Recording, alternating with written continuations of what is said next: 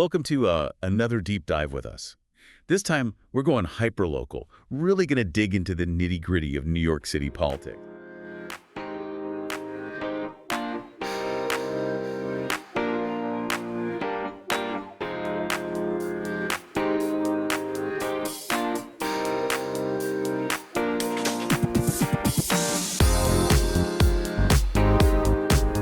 Talking about a single meeting of the NYC Council.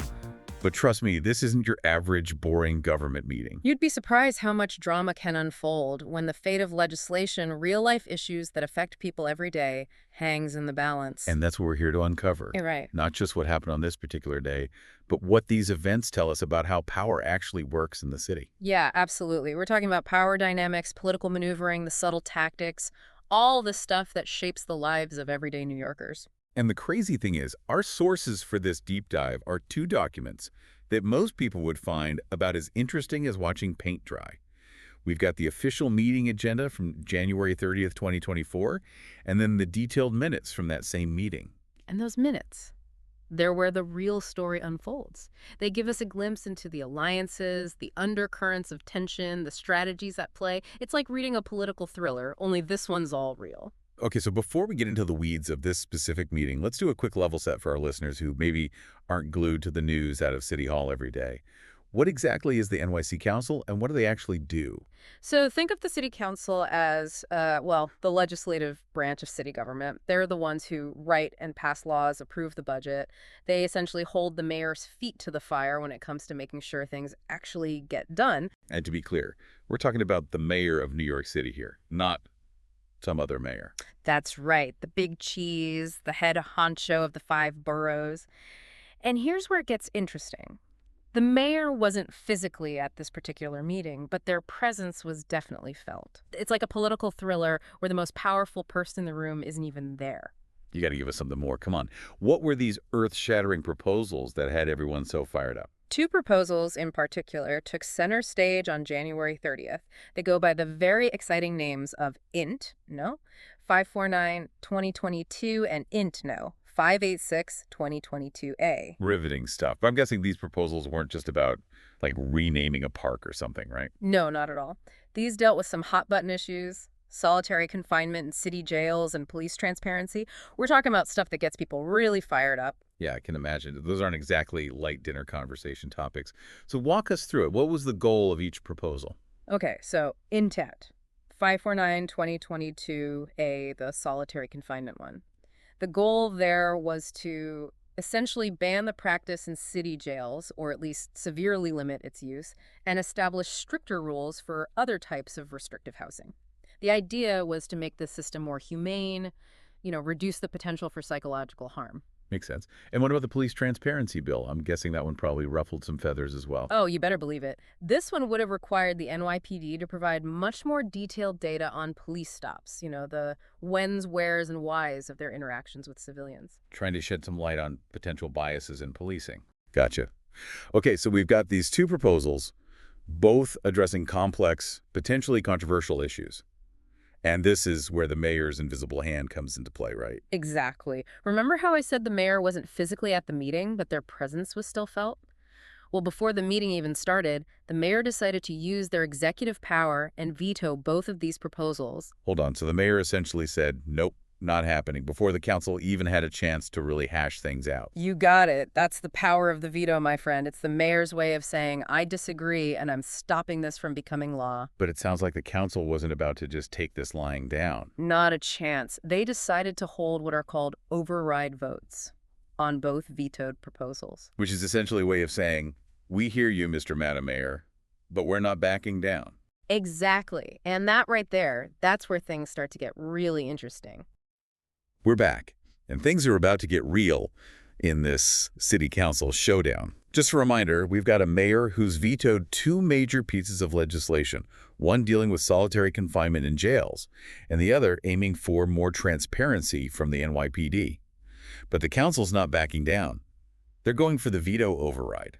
High stakes. And this is where those detailed meeting minutes we've got become more than just dry government records, because overriding a mayoral veto, it's not a walk in the park. It takes a supermajority. At least 42 out of the 51 council members have to vote in favor to overturn the mayor's decision. So each vote carries a lot of weight. It's not just a number. It's representing the voices of all the people in that council member's district. So did they pull it off? Did they get those 42 votes to bring those proposals back from the dead? The suspense is killing me. Okay, let's cut to the chase. Page 47 of the minutes, that's where the action is. The roll call votes are all laid out there, and what we see is pretty amazing. Both veto overrides passed with a 42-9 vote. Whoa, 42-9. That's a clear message, not even close. So even with the mayor's opposition, it seems like there was strong support within the council itself for these proposals. That's exactly what makes this so interesting. This wasn't some nail-biter decided by a handful of votes or some backroom deal.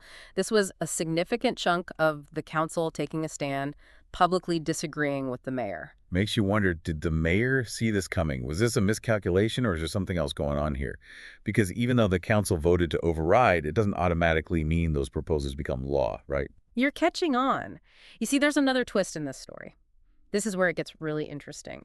Even with the council's override votes, the mayor still has some options, some moves they can make. Don't tell me there's another level to this. What else could the mayor possibly do? Well, they could, of course, just accept the council's decision, let the legislation go through, become law. But knowing what we've seen so far, do you really think that's likely? Okay, probably not. So what's the other option? What's the mayor's next move? The mayor can, and often does, challenge the council's decision. Challenge them how? Are we talking about a rap battle on the steps of City Hall? Not quite a rap battle, but it can get pretty heated. They can take the council to court. To court. What, like they're going to sue each other? Yeah. In a way, yeah. They'd be arguing that the legislation is unconstitutional or that the council overstepped their bounds. This is where all those legal documents, the ones we usually gloss over, become the battleground. So this could turn into a whole legal mess. That's not just political drama anymore. That's taxpayer money going to lawyers. What would a court even look at when deciding something like this? They'd be looking at precedent, past rulings on similar issues. They'd examine the specific wording in the city charter, the rules that govern how the city operates, trying to figure out the original intent, what those who wrote these rules way back when actually meant. It's a whole other deep dive. We can spend another 3 episodes just on that. But for now, let's get back to this council meeting. We've got this back and forth between the mayor and the council, this power struggle over who really gets to call the shots in the city. What does this tell us about how things really work in NYC? It shows you the push and pull that happens in any democracy, especially one as big and complex as New York City's. You've got the mayor elected to lead the city, set the overall direction. Then you've got the council representing the needs of specific communities. Trying to find that balance, right, between leading and following, pushing your own agenda, but also respecting the process. Exactly. And in this case, it seems like the council, or at least a good chunk of them, weren't content just going along with what the mayor wanted. They were ready to push back, make their own voices heard. And let's not forget about Councilmember Yeager, who voted against both overrides. The minutes don't have transcripts of what was actually said, so we're missing out on some potentially juicy political speeches. But there's still some hints in there about their strategy, right? Oh, absolutely. There's one detail, seems small at first, but it's really revealing. Back on page 17, remember that motion council member Yeager made to decouple one of the items on the agenda? I'll be honest, that one went right over my head. What does decoupling even mean in this context? That, my friend, is a fantastic question, and it shows why understanding these little procedural details, they can be just as important as the big policy debates. See, the general orders calendar, that's basically the list of items the council's going to discuss during the meeting. Decoupling one of those items would allow for a separate vote on just one of the veto overrides. Ah, so instead of voting on both overrides together, they'd be voted on one by one. You got it. And by separating them, Councilmember Yeager might have been able to sway the vote in their favor on at least one of the proposals. It's all about strategy. Like a chess game, trying to outmaneuver your opponent. Exactly.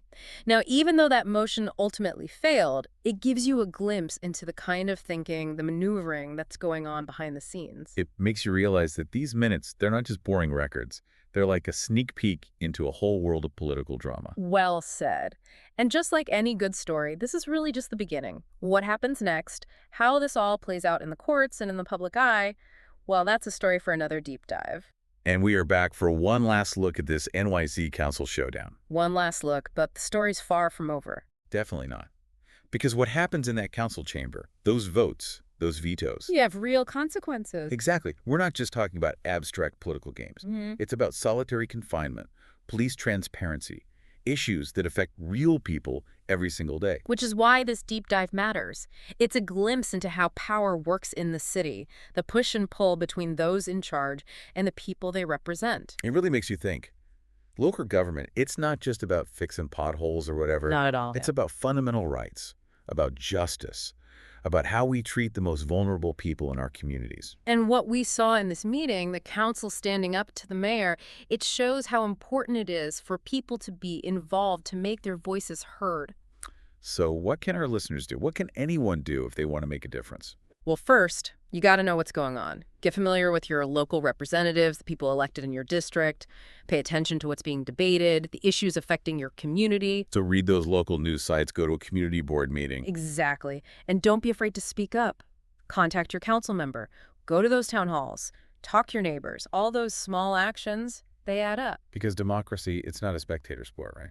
Definitely not. It takes work. It takes participation. Sometimes it's messy, sometimes it's frustrating, but in the end, it matters. It does. Well, on that note, we'll leave you with this. What if this whole power struggle, the mayor, the council, the debates over solitary confinement and police oversight, what if it's just the beginning of something even bigger? A realignment of power in the city. Exactly. Something to think about as you continue your own deep dive into the heart of New York City. And until next time, keep asking those tough questions, keep digging for those hidden truths, and keep exploring the world around you.